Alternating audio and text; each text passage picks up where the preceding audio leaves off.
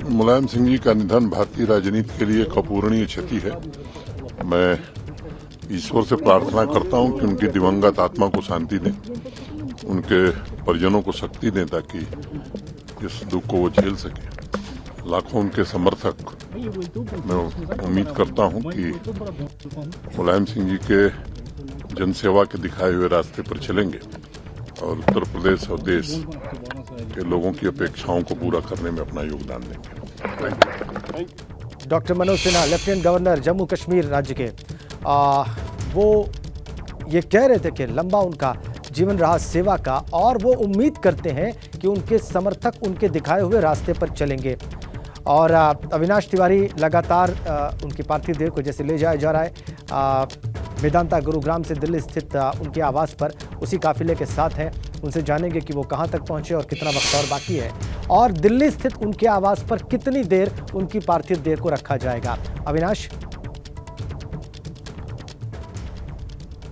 बिल्कुल राजेंद्र, तस्वीरें एक बार फिर से आपको दिखाएंगे। हम धौला कुआं के पास पहुंच गए हैं और यहाँ पे अगर बात करें तो इस रूट को पूरी तरीके से खाली रखा गया। पीछे अमित शाह का काफिला आ रहा है, गृह मंत्री अमित शाह का काफिला भी आपको दिखा देंगे एक बार, क्योंकि इस पूरे रूट पे अगर बात करें तो आगे नेताजी का पहले पार्थिव दे गया है और ये देखिए पीछे ये गृह मंत्री अमित शाह का ये जो काफिला है वो आ रहा है। और इस पूरी तरीके से इस काफिले को पूरी तरीके से रूट देने के लिए यहाँ पे दिल्ली पुलिस ने पूरा रोड खाली करा के रखा है और यही कारण है कि यहाँ पे पहले नेताजी के जो पार्थिव देह है वो निकल रहा है आगे और पीछे गृह मंत्री अमित शाह, ये काफिला है गृह मंत्री अमित शाह का। आप देखिए तस्वीरों में दिल्ली पुलिस लगातार इसको आगे बढ़ाते हुए लेकर जा रही है और यहाँ पे अगर बात करें तो खुद गृह मंत्री जिस तरीके से मेदांता पहुंचे थे और उन्हें वहां पहुंचकर श्रद्धांजलि दी थी। तो ये तस्वीरें हैं गृह मंत्री अमित शाह के काफिले की। इसी गाड़ी में गृह मंत्री अमित शाह हैं, लगातार फोन पे किसी से बातचीत कर रहे हैं और ये उनका पूरा काफिला है निकल रहा है। अगर हम बात करें रूट पे, आप देखिए ये निकल रहा है, धौला कुआं का ये एरिया है। अगर बात करें तो यहाँ से अब ये काफिला निकल रहा है पूरी तरीके से। अगर बात करें तो इस रूट को खाली करा के रखा गया है गृह मंत्री के काफिले की वजह से। और यहाँ पे जो तमाम तरह जो सपा के कार्यकर्ता हैं वो भी इसी रूट पे आगे आगे चल रहा है, चूंकि जिस तरीके से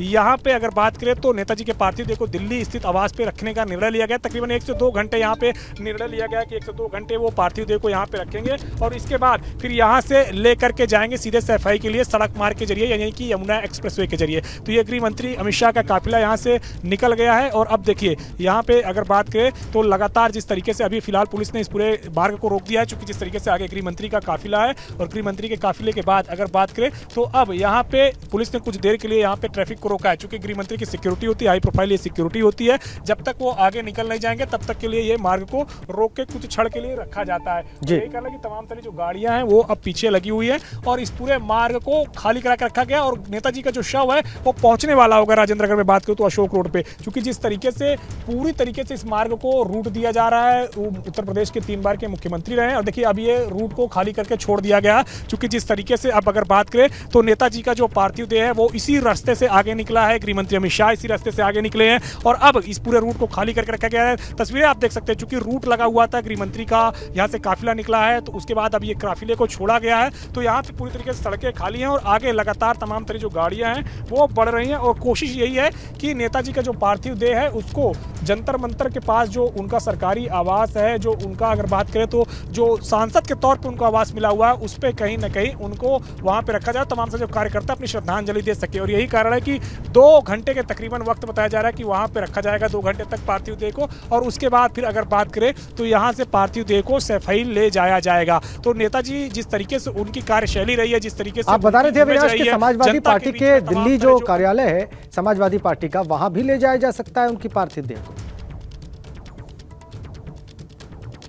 जी वहां पे तैयारियां की जा रही है राजेंद्र, वहां पे भी कुछ देर के लिए रखा जा सकता है, क्योंकि समाजवादी पार्टी के वो संस्थापक हैं और जिस तरीके से उनका पार्थिव देह लखनऊ स्थित कार्यालय पे नहीं जा रहा है, ये जानकारी जो निकल के आ रही है कि चूंकि दिल्ली से सीधे लेकर के सफाई जाएंगे तो पार्टी कार्यालय दिल्ली में रखा जाएगा, जहां पे जो तमाम सारे दिल्ली एनसीआर के कार्यकर्ता या फिर जो खबर पाकर सूचना पाकर अलग अलग स्थानों से दिल्ली पहुंच चुके हैं वो अंतिम दर्शन कर सके, वो पार्टी कार्यालय में भी अंतिम दर्शन कर सके और तमाम सारे लोगों के लिए बता दिया गया कि सफाई में भी अंतिम दर्शन होगा, वहां पर पर भी वो अंतिम दर्शन कर सकते हैं। तो ये जानकारी समाजवादी पार्टी के राष्ट्रीय महासचिव प्रोफेसर रामगोपाल यादव की ओर से जारी कर दी गई है और बता दिया गया है कि किस तरीके से आगे अंतिम संस्कार होगा, किस तरीके से आगे नेताजी के जो तमाम सारे निधन के बाद जो कार्यक्रम है वो रहेंगे। तो ये उनकी ओर से जानकारी दे दी गई है। लेकिन जिस तरीके से अगर बात करें तो पूरा परिवार यहाँ मौजूद है, खासतौर से अगर बात करें तो अखिलेश यादव यहाँ पे मौजूद हैं, डिंपल यादव यहाँ पे मौजूद हैं, धर्मेंद्र यादव यहाँ पे मौजूद है, शिवपाल सिंह यादव यहाँ पे मौजूद हैं। तो तमाम सारे परिवार के सदस्य भी दिल्ली में मौजूद हैं और लगातार जिस दिन 2 अक्टूबर से तबीयत खराब हुई थी, सारे काम छोड़ करके पूरा परिवार नेताजी की तीमारदारी में मेदांता अस्पताल में ही मौजूद रहा है। और आज जब दुखद निधन की खबर आई तो अखिलेश यादव तुरंत अपने पंडारा रोड स्थित आवास से निकले और सीधे मेदांता अस्पताल में पहुंचे और यहाँ पे आकर के वो मौजूद रहे अंतिम पूरे समय तक और अब खुद पार्थिव शरीर को लेकर के चल रहे हैं। आगे आगे अखिलेश यादव और परिवार के पीछे एम्बुलेंस चल रहा है और परिवार के कौन से सदस्य हैं ये आपसे जानेंगे अविनाश।